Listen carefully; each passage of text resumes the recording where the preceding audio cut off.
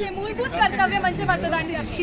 ते नागरिकाला सशक्त सरकार निवडण्याचा अधिकार देते. त्यामुळेच देशाचा विकासाला चालना मिळते. म्हणून मतदान करणे हे आपले आद्य कर्तव्य आहे आणि ते आपण बजावलेच पाहिजे. राष्ट्रीय कर्तव्य म्हटले तरी वावगे ठरणार नाही. नमस्कार, मी सलमान बागवान. आज मी आणि माझे मित्रमैत्रिणी रयत शिक्षण संस्थेचे कर्मवीर भाऊराव पाटील पॉलिटेक्निक सातारा यांच्यातर्फे मतदान जनजागृती या विषयावर सादर करीत आहोत एक पथनाट्य. मतदार राजा जागा हो, लोकशाहीचा धागा हो. मतदार राजा जागा हो, लोकशाहीचा धागा हो. जनामनाची पुकार आहे, मतदान आमचे अधिकार आहे. जनामनाची पुकार आहे, मतदान आमचे अधिकार आहे. मतदान लोकशाहीची ताकद ही कवडी मोल विकू नका. मतदान लोकशाहीची ताकद कवडी मोल विकू नका. आपला स्वाभिमान सोडून अमीरशा समोर झुकू नका.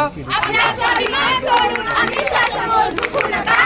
मतदारासाठी मनापासून आहे बॅलेट पेपर आकर्षक. मतदारासाठी मनापासून आहे बॅलेट पेपर आकर्षक. कारण लोकशाही जगवण्यास मतदान असावे पारदर्शक. कारण लोकशाही जगवण्यास मतदान असावे पारदर्शक. पाहिलात का उत्साह, लोक मतदान करण्यासाठी किती उत्साही आले. पण आधी ही परिस्थिती नव्हती. लोक मतदान करण्यासाठी अजिबात तयार नव्हते. त्याचं कारण जाणून घेऊयात. अगं हर्षदा, तुझ्या घरी पाणी आहे का गं? नाही गं बाया, 4 दिवस झालं कसलंच पाणी नाही आलं. नेहमीच आहे यांचं. काय आहे ना मत देऊन फायदा नाही. काहीच उपयोग नाही बरं का.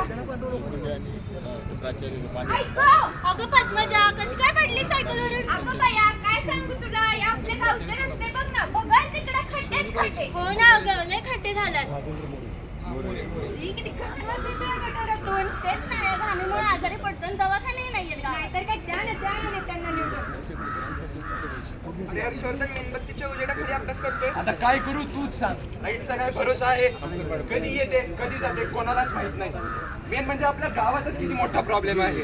रस्त्यात खड्डे का खड्ड्यात रस्ते हेच नीट समजून येत नाही. आणि सर्वात मोठी गोष्ट म्हणजे आपल्या गावाच्या गटारी त्यांच्यामुळे इतकी रोगराई पसरतीये की आपले दवाखाने सुद्धा तेवढे सक्षम नाहीत. आणि मेन म्हणजे हे सगळे गावकरी आता सगळे एकत्र आहेत. पण ज्यावेळेस मतदानाची वेळ येते त्यावेळेस सर्वजण जात पात धर्म भेद करत असतात. चला चला, आपण आपल्या नेत्यांकडे जाऊया. आपलं मतदान. आजही ही परिस्थिती ग्रामीण आणि शहरी भागात अनेक ठिकाणी दिसून येते.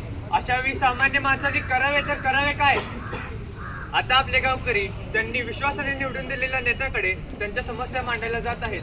पण त्याआधी एक श्रीमंत माणूस त्या नेत्याला भेटायला आला आहे. चला पाहू पुढे काय होते. नमस्कार साहेब. नमस्ते. काय म्हणताय? एकदम मजेत. आमचं तेवढं काम करायला यावं सांगितलं तुम्हाला. हो शेठ, तुमचं नाही तर कोणाचं काम करणार. तुम्ही तर आमचे एटीएम आहात. तिजोरी तुम्हीच भरता आमची. आम्हाला काम आहे, नंतर भेटतो. हो ठीक आहे. साहेब साहेब काय झालं आता परत तुम्हाला?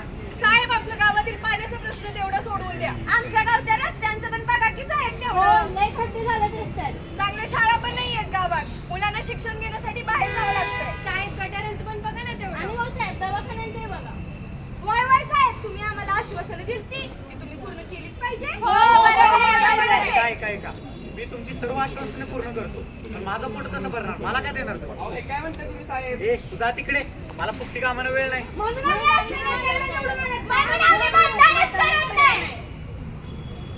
गावातून आजारी माणसाला दवाखान्यात न्यायचं म्हटलं की जगेल की मरेल याची शाश्वती नसते.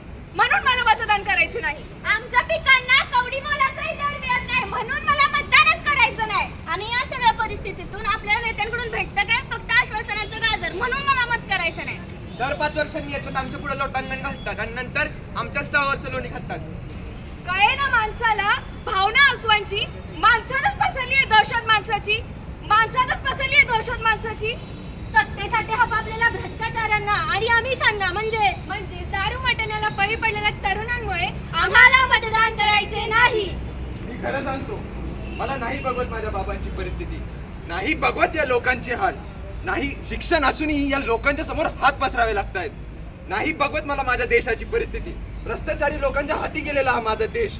मी खरं सांगतो, मला जगावंसं वाटत नाही. मला मरायचंय म्हणजे मला मरायचंय. अरे हर्षवर्धन, हे काय बोलतेस तू? तू हार मानलीस इतक्यात. तू आजचा तरुण आहेस. आपल्या गावाचा विकास आपणच केला पाहिजे. तू हो पुढे, मी आहे तुझ्या बरोबर. हो, मीही आहे तुझ्या बरोबर. तू या भारताचं भविष्य आहेस. मी आहे तुझ्या बरोबर. आपल्यासारख्या तरुण पिढीने जर हार मानली तर या सगळ्यांनी कोणाकडे बघायचं?